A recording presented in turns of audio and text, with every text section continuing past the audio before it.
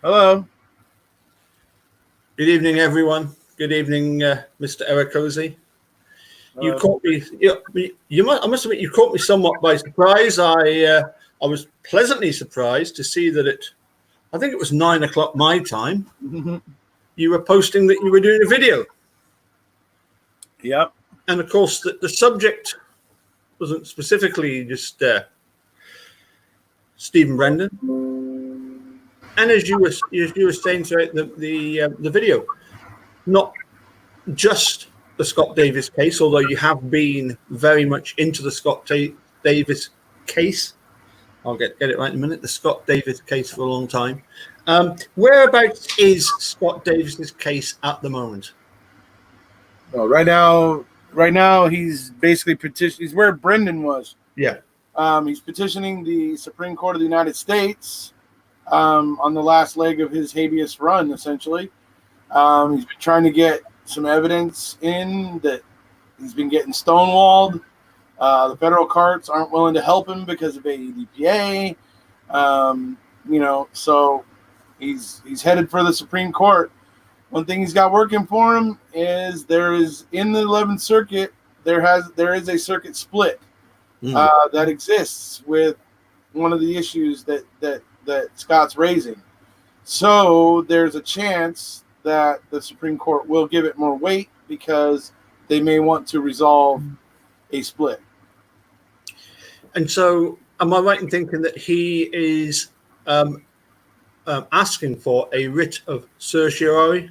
Well, he's submitted a writ of certiorari, right? And yes. I went through that in a video a couple weeks ago, but I kind of went through it, So those who are interested want to go check that out. You can. And does that involve some amicus briefs? I don't know of amicus briefs at this point. And usually they don't get filed at this stage. Usually, Indeed. Anybody that wants to write an amicus brief, they usually wait until it gets to the cert stage. I mean, not cert stage, but to the second stage. Anyway, the second stage where cert has been granted and you're basically in another pool waiting for them to discuss your case, and then it goes on to a third step. And anyway, so, but, obviously if they accept, or if they grant the writ of certiorari, then that's his foot in the door. So hopefully, and like I said, it's the thing that's also going for him is not just the merits of his case, but the fact that there is a circuit split that exists in the 11th Circuit regarding one of the issues that Scott's raising. And so therefore that might get him the attention, Okay. Am I right in thinking that it was not long after I first started following your videos that I noticed obviously you were following the Scott Davis case, and another great supporter of Scott Davis is Susan Sexton? Yep. She's the one that actually your cartoonist. Yeah, she draws the Brendan cartoons that you guys have seen on Twitter. I tweeted the one with the camel and the stacks of hay, or the bales of hay. I tweeted that at Governor Evers. Some of you may have seen that. So that piece of artwork was done by Susan. And Susan's the one that got me into Scott Davis originally. She was the one.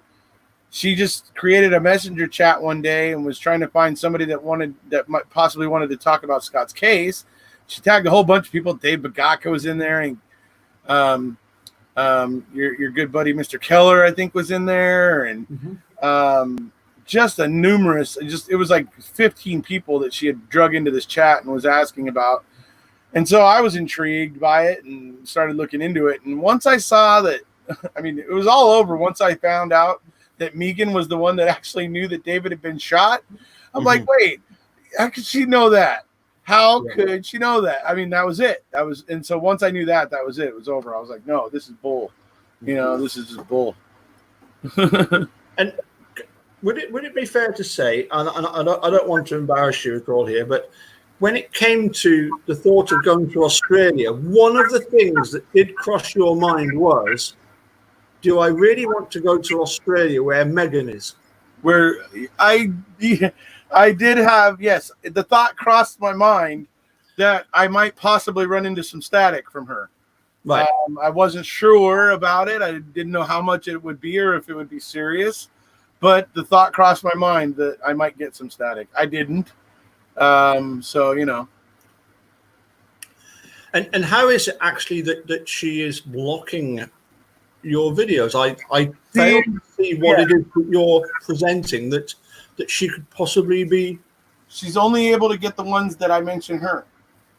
So the ones where I mention her, she's getting them blocked in Australia based on the fact that she claims that I am defaming her. Right. Okay, and I don't think so. I am presenting a set of facts, and those facts may be saying something, but you know, I'm just showing the facts. So that's the way I feel about it. But I mean, you know, YouTube sees it differently, and they just block it in Australia and shut her up. I guess that's just their way of doing it. And what I would also ask is, I'm sure that since obviously you pointed it out, and as you say, there was Susan Sexton, as I say, our good friend Chad, who it's kind of ironic. He's somebody that was wrongfully convicted and did 4 years having been wrongfully convicted, and I find I still come back to one of the things he said to do with the fact that while he was locked up for 4 years, it was reading that actually kept him going. But you know, same for a lot of it was a case of how do you possibly live with being wrongfully convicted? He was saying that he read so that it took him to somewhere else. Right. The way that a lot of us feel about maybe art or music or literature, you know, it just put us into a different place, a different dimension. Right. Ryan Ferguson said the same thing in Dream Killer too. Yes. He was just devouring books. I mean, what can you do in prison?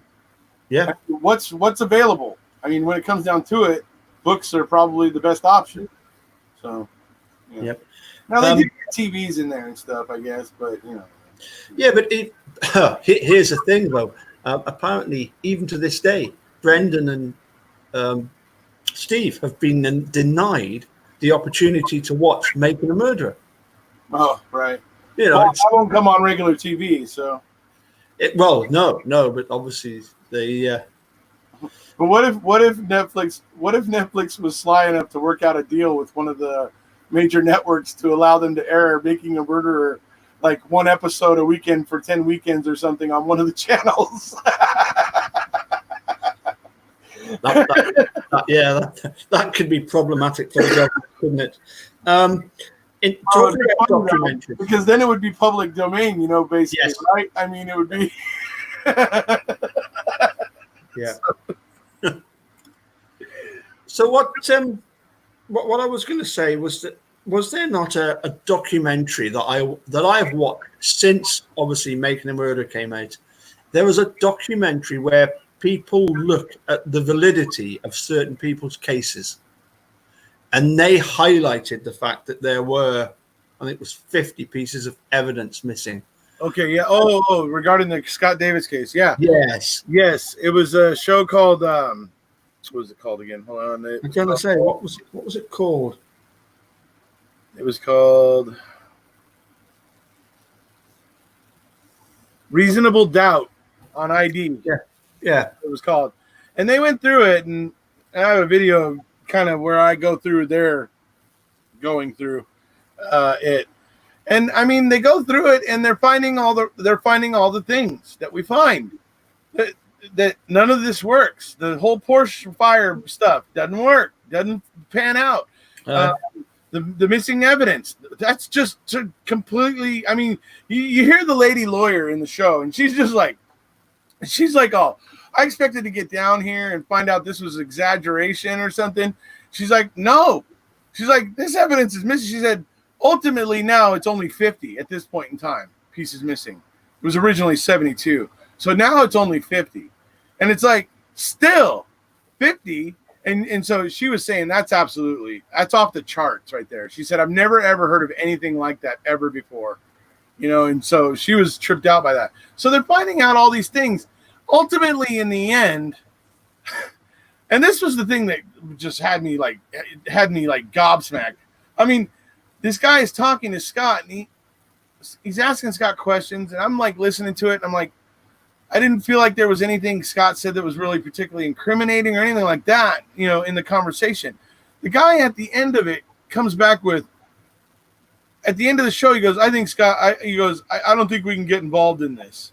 And when he gives his reasoning why, he says, I thought this reasoning was silly. He was like, because when I asked him if he was in love with Megan or whatever, his answer was, no or whatever. Well, now, yeah. Now, after he's had 15 years in a prison cell to think about all the reasons why he hates her? Well, of course. I mean, are you kidding me? I'm sure at the time, back in 2005, he may have had some mixed feelings, particularly back in even 98 when him and Megan had just broke up. I can imagine he had some mixed feelings then and was still in love with her. But dude, once 2005 hits and she's a star witness convicting him of something she did, I mean, yeah, I can imagine he's got quite a bit of bitterness towards her. And so I thought this guy's reasoning of the fact that he didn't say he was in love with her, I can't believe him or something like that is what he said. And I was just like, oh, after everything else you proved in the show, you're going to base a decision on something so small and really, honestly, subjective, because it's his perception of a phone call, where we have all this other stuff they did in the show that was like obvious physics. This couldn't happen, kind of stuff. And so it's like, it was pretty well done. They hit a lot of the main points. They just, at the end, you end up scratching your head going, what the hell were you guys looking at? But anyway. So it seems quite bizarre because as you say, that the name of the show was Reasonable Date. Yes. And on Investigation Discovery, folks. That's where right. Okay. And what is their raison d'etre? Is it to try and reinvestigate the case? To reinvestigate cases and potentially try to expose wrongful convictions or help out families who feel that they are victims or their family member is a victim of wrongful convictions. And so it's basically meant to be hopefully an avenue. That's why it was created, to be hopefully an avenue for where they could help out some families of wrongfully convicted individuals. So yeah, I suppose that my mind goes to the fact that, Nancy Grace has even been commended on some of her work in some cases, and yet in others seems to be completely off the rails. I will praise Nancy Grace for her work on the Chase Masner case. She took her particular set of skills, which are, I would say, not the best for criminal justice or in the courtroom necessarily, but her particular set of skills she used to dig into a cold case and of Chase Masner, and she was able to find his remains, to get those back to his family, and was able to bring the guy who was responsible, or at least who was involved with covering up what probably happened, and they were able to bring that guy to justice because that guy tried to hide what happened. It was believed it was a drug overdose, that Chase overdosed, and then this guy panicked. And he buried Chase in the backyard, and then shortly thereafter poured a concrete pad over it. And so Nancy was able to get in there with her skills and stuff and dig into it, and she was able to give the family that closure. So I will sing her praises on that one. That's the type of stuff, digging in and doing like investigative, stuff like that is what she's good at. But when she gets into making legal decisions and analysis and stuff, she didn't have the right.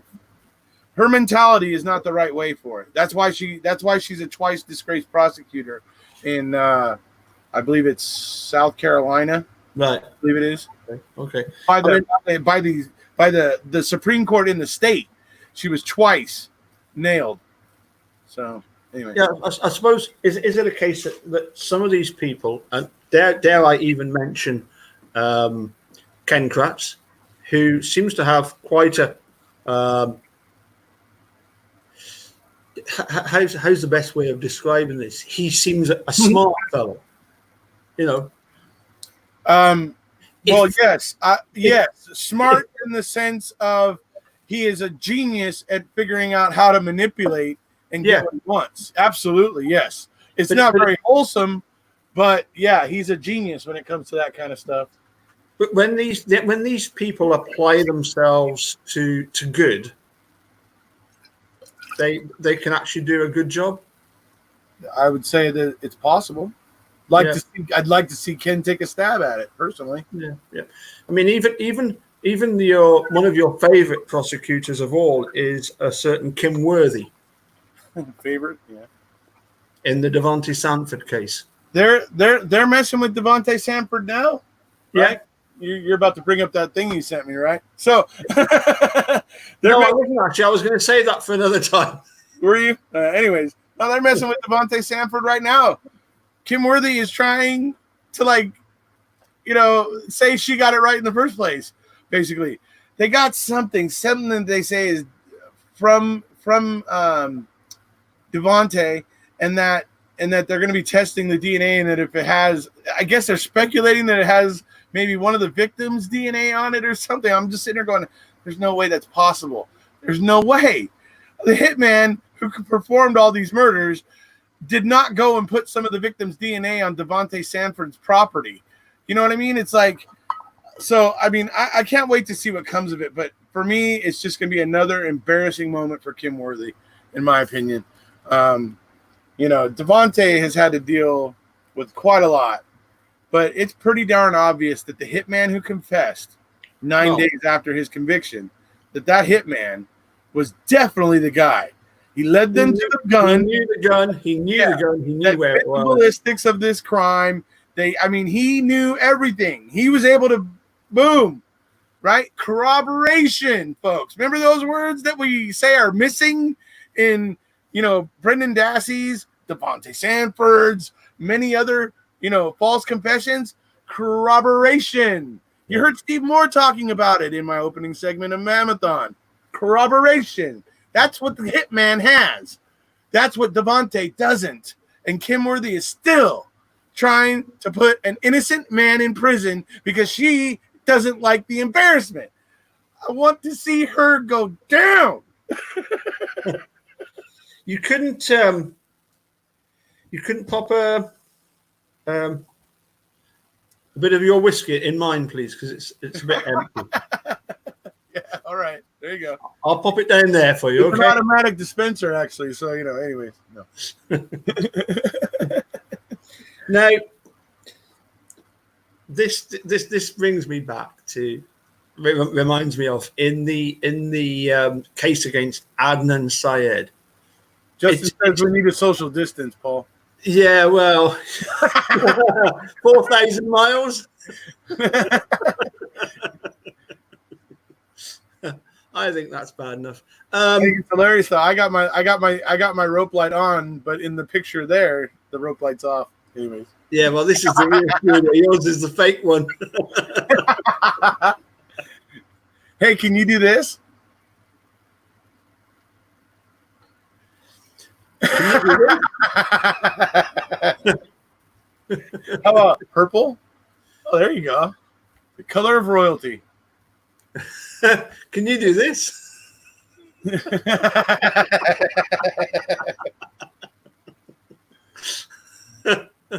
Oh dear. No, what back to the Scottish blue and Dodger blue. You're gonna have to send me another photo. In the quote against Adnan Syed, one of my favorite quotes. I love the quotes. I love the Orlando Hudson quote that 17, 18 years later, after having convicted Michael Peterson, and then he's released on an offered plea, and he comes out with that iconic line, "It proves the system works." Right. But, Darrell Massey, in the case against Adnan Syed, uses this great line. He says that, what's the what's the level you have to achieve? 51% is what you need to arrest somebody. You need 100% for a conviction. It just leaves it to the DA. Right. And I would put it to you, to get from 51% to 100% for a conviction, you don't need anything. The fact that the police have arrested somebody Often was enough for the DA to go on to say, this is the guy. I'm circumventing obviously the whole story, but the DAs are saying, look, this is the guy that we have established as being the one that's guilty, right, and therefore the jurors, I would put it to you that they're almost seen as unpatriotic if they go against the district attorneys. And there may be some of that currently, and it's and I don't even know where the fault lies. It could just be as simple as we do have an interest in criminal behavior and stuff. We do as humans, and so we ended up with shows like CSI Miami, and CSI freaking, everywhere. I mean, and then you had other ones, NCIS, and then you had, Law and Order, and this, and everywhere you look, it was these shows where they were, and these shows were all about, the prosecution's always right. I mean, they get it wrong. They don't get it wrong, kind of thing. And these shows, I think subliminally built up this like image in the minds of Americans that has now kind of taken root. And I don't think it's accurate, personally. I really don't. I mean,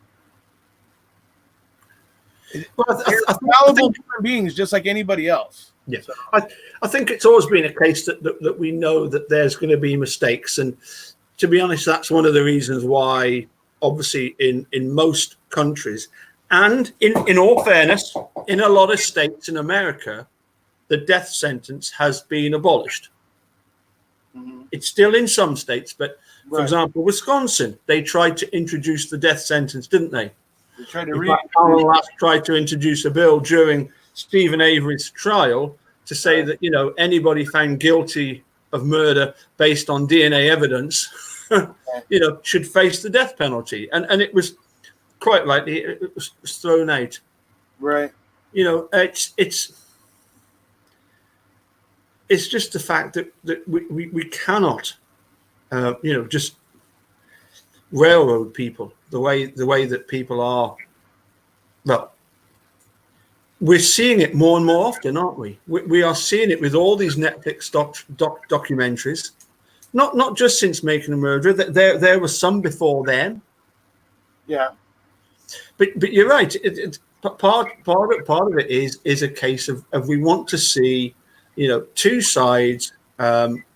One's good, one's bad, one's right, one's wrong, and the good side prevail over the bad side, and that's the way we like to see it done. And it's, unfortunately, we're just not seeing it so much with these cases. It's not, no. And people need to realize that there's nothing keeping our prosecutors honest anymore. Well, at the state level, there's nothing to really keep them honest. Well, the appeals courts are doing a minimal job of it, very minimal. And because of AEDPA, the federal can't do anything about it. And so, in the state, literally in each state, DAs could get away with a hell of a lot, unless that state happens, their appeals judges happen to, have a different outlook than what they have, like in Wisconsin and a lot of other states. But the fact of the matter is that most of the time, the state's going to be able to keep something in state, and as long as they can keep it in state, they figure they can bend the information, they can do whatever they want, and tell whatever story they want, and control the information, and that sort of stuff. And as long as AEDPA exists, that's going to exist, because it can't bounce out of the state. It's stuck. The bar is too high for AEDPA. No matter what, at least that it's too high, way too high. It needs to be lowered. Yeah, I mean the thing is, when it comes to this, where did all this wonkiness come from? Prosecutorial immunity, as I discovered the other day, it's been there since what 1871. Has it? Oh, When they did a survey, somebody did this survey of all. Back then, there was 37 states. in 18. Okay. And they asked 13 states went with the idea that yes, there should be prosecutorial immunity, absolute prosecutorial immunity, and the rest were ignored. Right. And that's where it all started from. I mean, do you think that prosecutorial immunity is the main problem here? Well, I don't know if it's the main problem. It's certainly a contributing factor, though. I mean, there's lots of areas where these problems are creeping in. It's not just the prosecutors; it's the investigators. It's, crime labs, technicians. I mean, it goes beyond the prosecutor. So it's hard. I don't know. I mean, I think they should all be held. I think there should be some kind of accountability in place to try to keep these people honest. I mean, I'm all for supporting law enforcement and all that sort of stuff, but I also want them to be following the rules that they expect us to follow, right? If they expect me to follow the rules, and if I break those rules, they are going to punish me for it or penalize me for it. Well, then I expect the same thing should happen to them if they break the rules that they're supposed to follow. That's just common sense. Now, should we maybe have a little bit of should we obviously maybe not be all gung-ho to start crucifying police officers and district attorneys? I think we should probably use a kinder, gentler hand, but we certainly shouldn't just let it go. We certainly shouldn't just let it be. We should certainly be getting involved. But well, one of the arguments in favor of prosecutorial immunity, well, the two. I mean, I'm about to go into the second part of that question about why is it so complicated? Why is it so convoluted? And the main two arguments, as far as I can see, in favor of prosecutorial immunity. Number one, prosecutors that are really bad, they run the risk of being found out as being unethical anyway. Right. So why do we need, to make them answerable, if you like? But the other reason was that if you introduce any kind of fear into the system for DAs, that they would tend to not prosecute people when there is a suspicion that they might be guilty. It would chill their enthusiasm, if you like, to prosecute people. Yeah. Well, I mean, certainly, at least, I mean, it would certainly help curb the seeking convictions for their own sake effect. Mm-hmm. You know what I mean? It certainly would curb that. And and that may be some of the things we can do it might profoundly impact some wrongful convictions if we just put in some stuff there to prevent some of these overzealous prosecutors, and maybe something to present some of these overzealous investigators. Maybe we need to institute. I'm sorry, small town USA, but maybe we need to institute where when a murder happens, a bad murder happens, that local law enforcement needs to just step back, tape it off, and wait for the big city guys to get there. I don't mean to be condescending, small town USA, but look at what Manitowoc County Sheriff's Department and Calumet County Sheriff's Department did to the Stephen Avery and Brendan Dassey cases. Anyways, Go ahead. Yeah, I think there's definitely times, certainly here in the UK, when if there's been a question mark about one police force, that they've brought in the police complaints bureau or whatever they're called, and they've handed it out to some other police department who have gone in, and in some cases they have come back and said that this other police constabulary were at fault. Although you do tend to think that, was it likely that Calumet County were going to back Manitrock Sheriff's Department in everything that that they were doing to try and get rid of the Avery case? Of course they are. I think they will.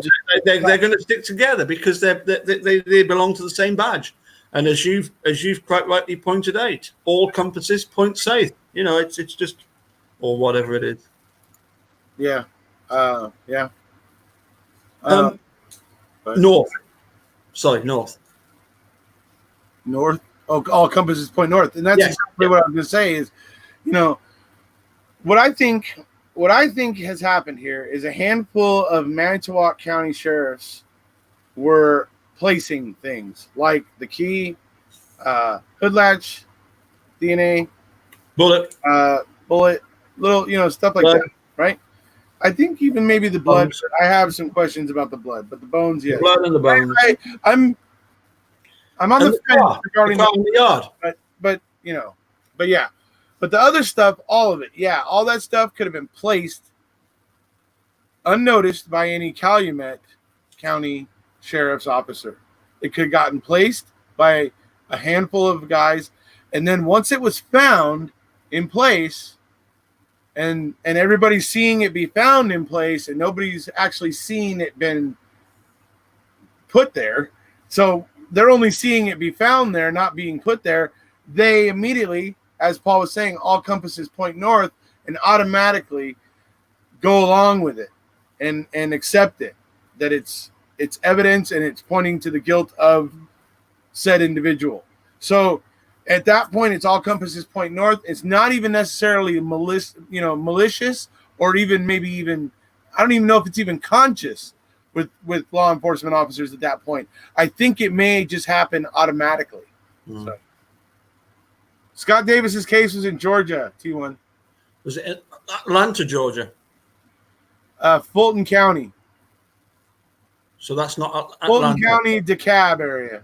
It's close to Atlanta. Yeah. I was going to say, I remember seeing a video of the route that Scott Davis would have had to have taken from his place of work to get to Coffin's house, and it was big motorways, big freeways as you call them. Yeah, it goes to Atlanta. I guess, it's right there. It's in Georgia and Atlanta. I guess what I'm saying is Fulton County would be the smaller little counties there in Atlanta. And so it's from Fulton County. DeKalb Fire Department was in on this, so you have DeKalb County in on it a little bit. DeKalb is spelled DEKALB, just so that you get the spelling right when you go looking for that. So that's right. Say that again. D-E. DeKalb County. The DeKalb is spelled DEKALB. DeKalb. Yeah. I'm with you. Okay. I wonder if what T1 is alluding to is what kind of CIU do they have in place in Atlanta or in Fulton County? None. I don't know. I don't ever think that Paul Howard is ever going to be the type of guy to institute conviction integrity units. As I told you in my own video, what he did with that evidence guy or that lab technician, DNA guy that was testifying in a case in Florida, and what they did to that guy, no, there's no interest in justice in Paul Howard's show. It's just in that Devontae Sanford Kim Worthy case. The one thing that Kim Worthy did do was she set up a conviction integrity unit. Did she? Well, Yeah, but bear with me. Could that sometimes be a Could case be of that she was trying to save face, right? yes, yeah, bring in a conviction integrity unit, help them not one iota, one little jot, keep them sort of at arm's length, and then say, oh well, we brought them in and there was nothing to see, so Right. Look, but if she did that, she did it because speculating. she was under fire and she felt, oh, here, I'm going to do this. This will help ensure that we have less of these things happen. It would have been a saving face, just, action. Okay. I mean, I suppose we touched on it a moment ago. This whole idea of there's this food chain that goes from, somebody could plot their career. If they go to law school, they become a lawyer. They are then hopefully going to raise to become a district attorney or assistant district attorney. They're then going to become district attorney, and then when they're finished at that, they either become a judge or a politician. It seems to me the number of times when you can predict where people are going to end up. Where's Brad Schimmel? He's a judge now. He's a judge. Where's Len Kaczynski? He was a judge now. Then he was convicted by a jury, and it was set aside, and he was put back to work as a public defender. Yeah. What did Ken Kratz try and do in, 2008, 2009? Run for Congress? Yeah. It's like you can see exactly where they're going to be. Is it any wonder that these people higher up the food chain? It's almost like they feel this responsibility not to let down the people that are coming behind them. Mm-hmm. I'm not sure if I followed that. Well, you're a judge. You were once a DA, an assistant DA. You were once a lawyer. You're going to give the people on the prosecution side. Yeah, you might be inclined. Sure.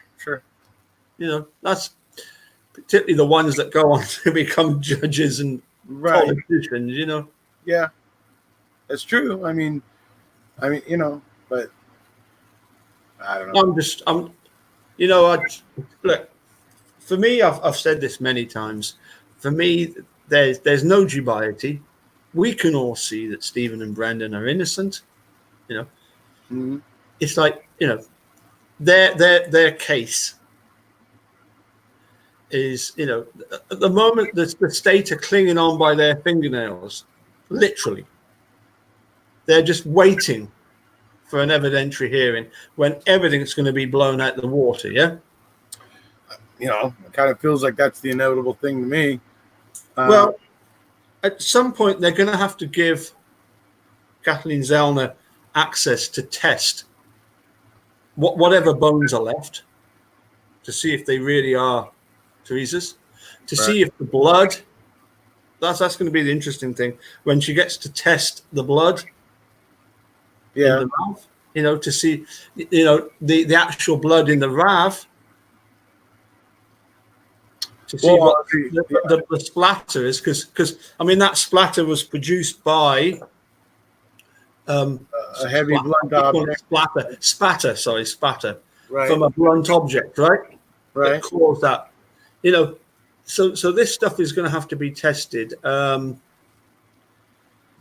It's sorry, I was kind of lost my train of thought there a wee bit, but yeah. Well, I mean, she didn't. Well, we want her to get in there, obviously, yes, because I mean, she's going to go ahead and swab all the things they didn't. And I mean, and if there was 1.9 nanograms back then on the hood latch, then there's going to be something sitting around on the hood prop, the little release for the engine inside of the cab, and there would be, it would be on all these things, and they would still be able to find something, and you got to wonder why they didn't swab all those things, yeah. Yeah, so I know exactly what it was I was going to say. I was just giving you a chance to speak. That's all. Right. I remember Charles Darwin, aka Ken Kratz. He sent me a message to say that why was it that an opinion that was written by Steve Drizzen and Richard Leo when they looked at the 125 cases of wrongful conviction should be used by the judge in the appeal stage. Being quoted by Judge Duffin. Mm-hmm. Oh, right. And I said to him, well, Ken, maybe you could enlighten me, but are there any publications out there to suggest that false confessions don't occur? Because all they're saying is that false confessions occur, So is there anything out there that suggests that false confessions don't occur? And do you know what his response was? What was? Would you like to read my book? Ah! Jeez. Nope. And that's what he said. He said, well, it's not as if the Judge Duffin took my book into account. And I said, well, can you imagine any judge seriously taking your book into account? Right. But the fact is, sorry, joking aside, that there is no literature out there that suggests that false confessions don't occur. Right. And what we're finding is there's no literature out there that says that wrongful convictions don't occur. The facts are, how many thousand? 2,000? A lot. 340 exonerations by DNA alone. Right. Since the Innocence Project started up in 1992. Right. So there's no doubt that there's a problem. And I suppose, maybe it's too early to be thinking about it, but how do we fix? How do we? How do you fix it? Yeah. Well, the first way to fix it is to start paying attention to the data coming out of the Innocence Projects to begin with.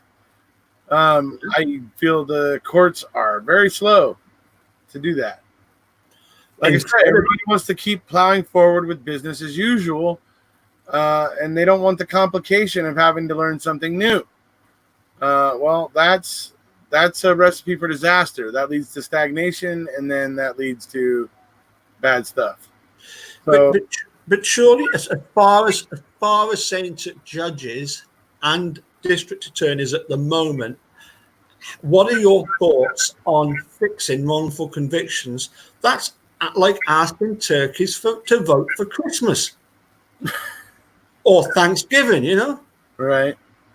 Yeah. How are they possibly going to want to change anything? If anything, all they're looking to do at the moment is just to, sort of compress everything to make it even harder. That was one of the things that concerned me most, and it concerns me obviously about the Luke Mitchell case. You've got somebody. Did he receive a fair trial? Was he guilty beyond reasonable doubt? Absolutely not. In all these cases that we look at, mm-hmm. the ones that we look at, do we know that the person's innocent? Do we know that they're guilty? No, we don't know either way. What we do know is, and what we can see straight away is that person did not receive a fair trial. That person was not found guilty beyond a reasonable doubt. Right. As you said yourself, in the case of Scott Davis, it's a purely circumstantial case. Yes. Absolutely circumstantial, completely. And like I was saying in my video, it's even funnier because you hear Sheila Ross in her closing argument say that, you can get a conviction on a circumstantial evidence case so long as you've ruled out everybody save the accused. But we know now they clearly never even tried to rule out anybody.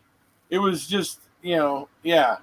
So I feel like that should nullify the Scott Davis conviction alone, because it doesn't fit the parameters for a circumstantial case. But, they certainly didn't rule out Megan. So. Well, obviously, Crockett, yeah, absolutely right. This, you have to have a system, I think, where, that the prosecutors are being held accountable for their actions. And there has to be a fear factor that if you're going to prosecute somebody and they're going to be innocent, if it's proven that you have withheld evidence, you're going to face consequences. Right. But it just seems that that there are certain aspects of the legal community that think, well, but you're allowed to overlook the odd little bit that might make them look a little bit innocent in the eyes of the jury, right. Because that way we risk a guilty person being set free. Right. Which to me is just bizarre, If you've not got the evidence to find somebody guilty, don't pursue them. Right. It's why, and it's like I point out with Scott Davis, it's like at first they realized that. At first they totally realized that. In 97, 98, they were looking at it and they were going, yeah, guys, the evidence isn't here. We're guessing at, and grasping at straws here with this because they didn't have any evidence to really support it.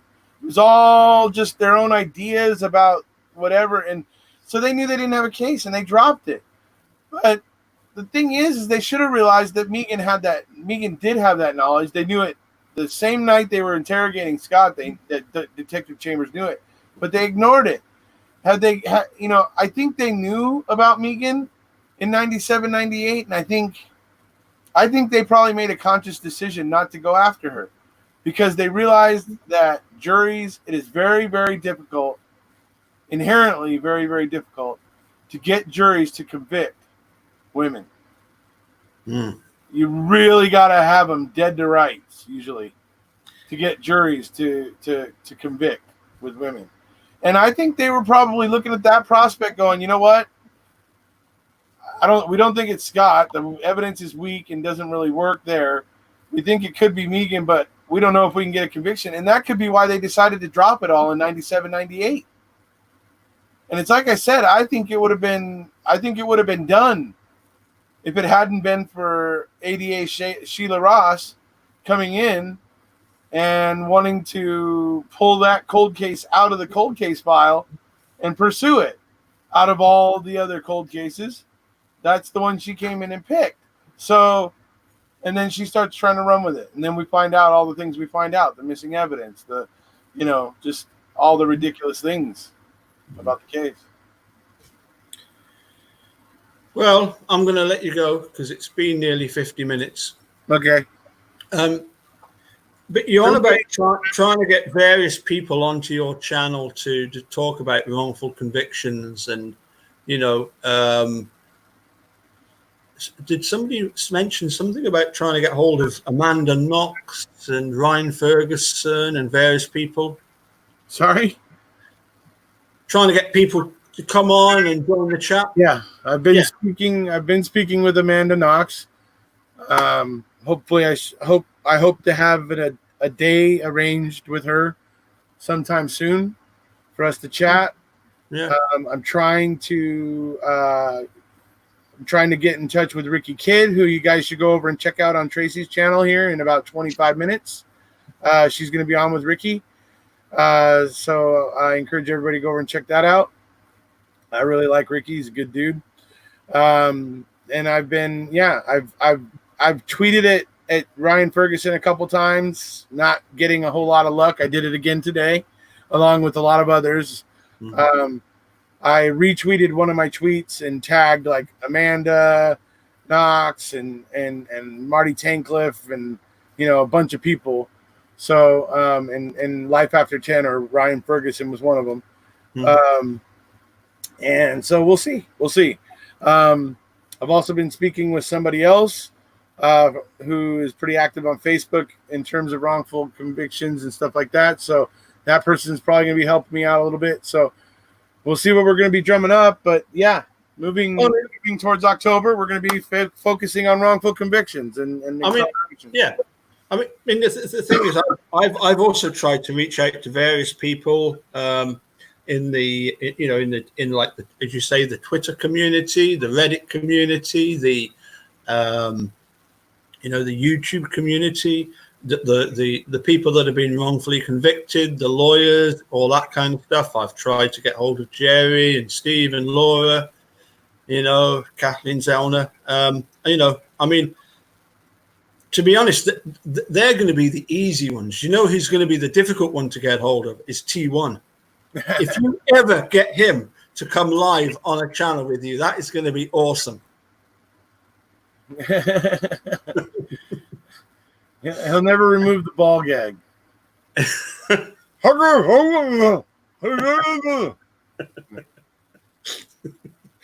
I'll tell you that would be a challenge.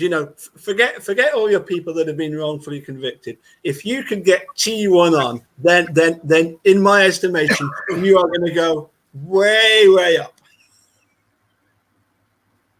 If I did get him on, he would just sit there and say dirty words and tell dirty jokes.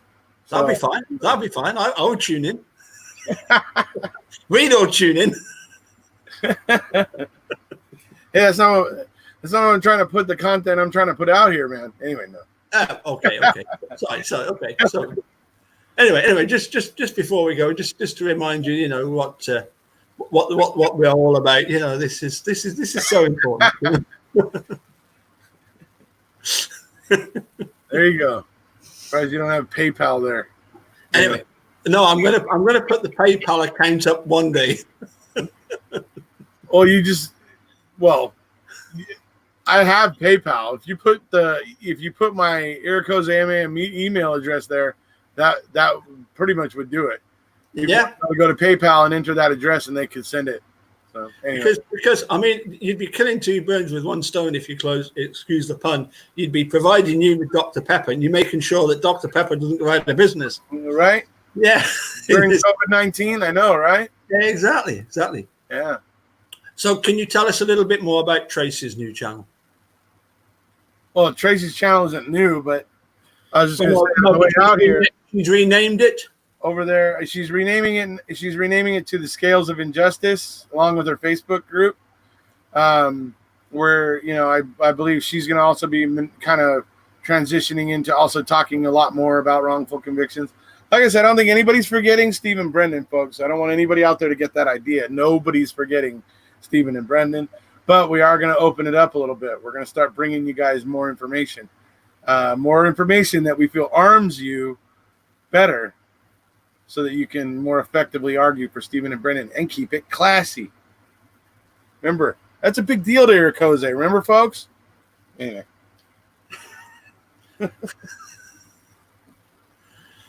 Right. Okay. And is Tracy doing a live soon? Oh, yeah, about 40 minutes. Let's see. All right. No, sorry, in 20 minutes. Yeah, 20 minutes. In 20 minutes on Tracy's basically, let me see, I think it's still called Basically a Lawyer. Let me just verify that real quick. Well, it's now the Scales of Injustice. Oh, she is. The Scales of Injustice. So, yeah. So about 22 minutes, you can see Ricky Kidd over there. Like that guy. He's good, folks. His movement. I Am Resilience. So I'm looking forward to that. But I'm gonna go make me a tuna sandwich or two before that starts. So, there we go. Well, you enjoy your tuna sandwich, dude. All right, buddy. You enjoy your scotch. Listen, can I get another one before you go? Pickled for COVID. Can I get another one before I go? Yeah, there you go. Hey, wait, nope, your background's wrong. Anyways. Oh.